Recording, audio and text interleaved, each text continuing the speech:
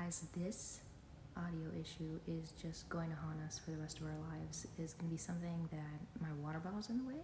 It's going to be something that we're going to have to deal with for the rest of our lives because I cannot figure out what's happening. And you know what? That's okay. No, it's not okay. Different question. What if I got bangs tomorrow? What if I did that? What if I did that because I just wanted to? I just wanted to be free of my forehead, free of these side bangs going on here. I mentioned it last video. They were really bothering me. And what if I did? If I got bangs, would that show the world that I may be suffering in certain ways? Yes, of course. But what else am I to do? I hope you guys are well. I hope you're okay. I hope you're doing all right. I am definitely so tired and definitely should be going to sleep. But I have, as usual, something on my mind. And today, we're going to talk about fangirl culture. And the thing with this is the conversations around her are always so interesting. Always so very interesting to me because I don't want to be that type of person that is always seeing things just through a woman's lens or a guy's lens. But it's like, with this especially, it's very much like if a girl does it, it's a certain thing, and if a guy does it, it's another thing. And of course there's, like I'm going to mention later on, there's this line between absolutely insane, weirdo, parasocial activity. I don't even know how I feel about like waiting outside someone's hotel. Do you know what I mean? Like, if Justin Bieber was, if I knew for some reason where he was, I don't know if I would like wait outside his hotel to say hi to me. You know what I mean? Like, maybe I would be delusional and maybe I would do that like a little bit during the day. Like, oh, Justin Bieber, you're here? Like, I'm just walking around. I'm just walking around and doing my thing. But they don't even, like, what if they don't even come to say hi is my, like, my thinking, right? Anyway, what does that have to do with what I'm talking about? The parasocial of it all. And it very is much like when a girl, spends a lot of money to go on the Eras tour, it's like this insane, like, she's crazy, she's obsessed. But when a guy, God forbid, does some sports betting, it's, oh, this is just normal, this is just my thing. I really don't mean to like pin it against the guys because that's not what I'm trying to do. I'm just saying that if we're going to talk about fangirling in general today, it's just been one of the things on my mind because we can't act like that's not what's going on. Not that it's, I think it went on a lot more a few years ago, but I think it still goes on to this day. Like, there are very people from the outside looking in view fangirlism as this like weird behavior, but in a way, like, kind of everybody does it. You know what I mean?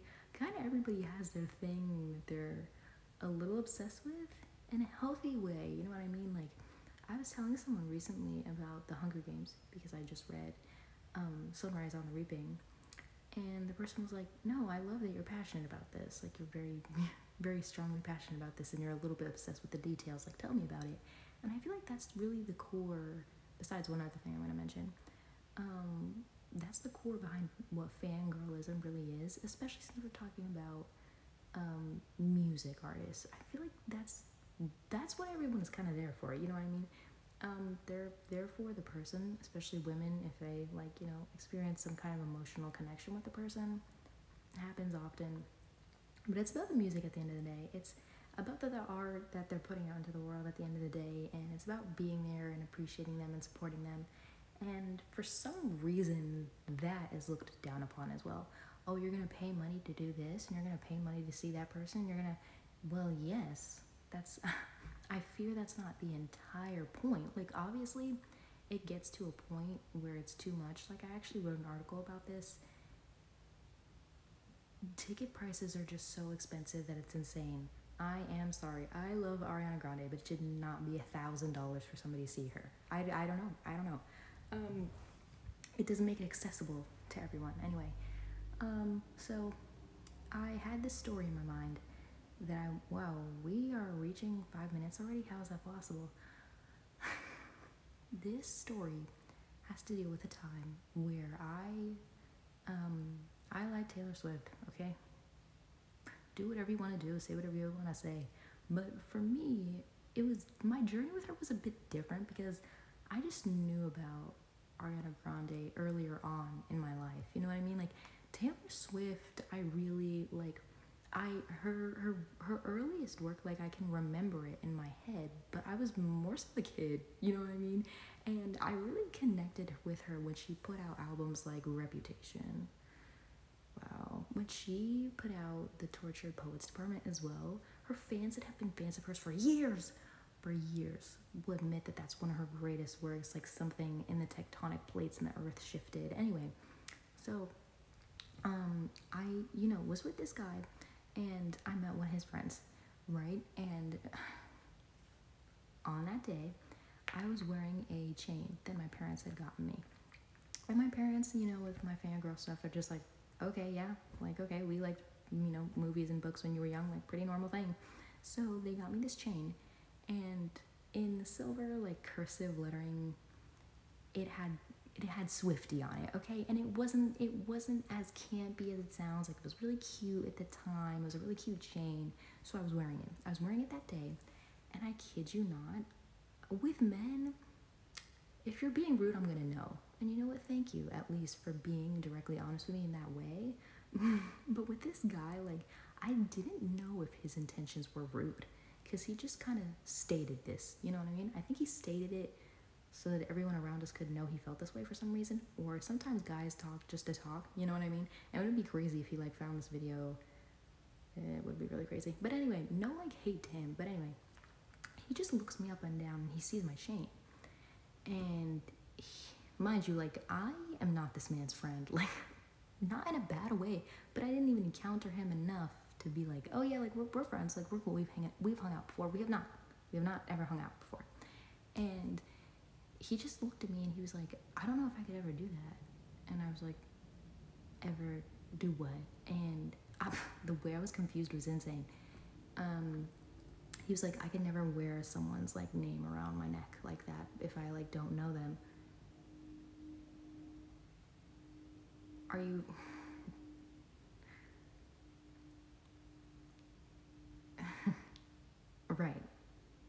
Right, but I'm sure that you have your things that you're dedicated to, that it's just okay. I'm not even gonna mention what I was thinking in my head originally that I wanted to say to him, because again, like, I don't even know if he was coming off rude, because it would have come across in his tone and his demeanor.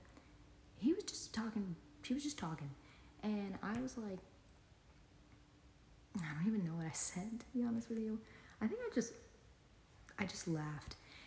And then what was even worse was a few minutes after, he went on to tell like his friends and the other people that were there that he likes Red, and that Red is his favorite Taylor Swift album.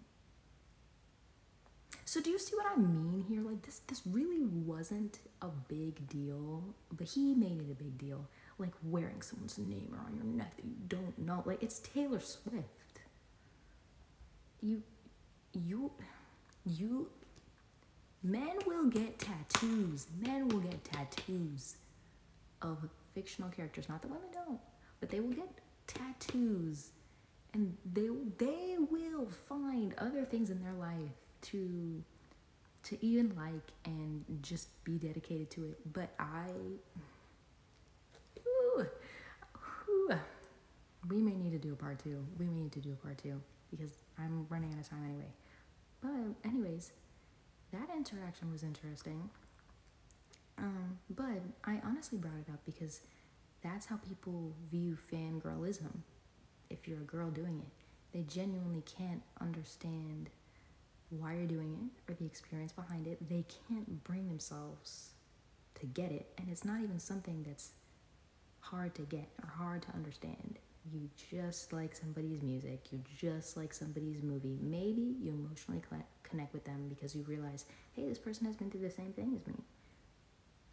But it really is not that deep. But for some reason, we're treating it like it's this super deep psycho behavior.